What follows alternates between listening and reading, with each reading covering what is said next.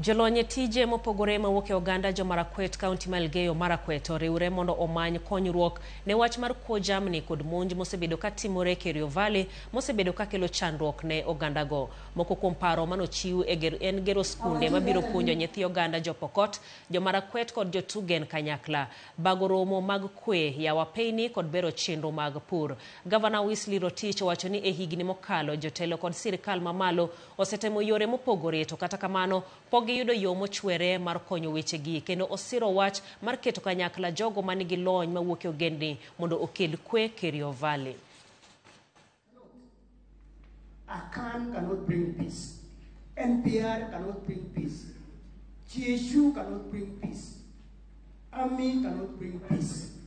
Peace comes from human beings. It is within us. When you have a problem, you solve it from your head.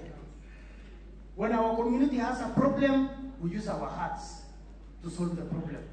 So I therefore want to submit to all professions that let us solve the problem using our hearts.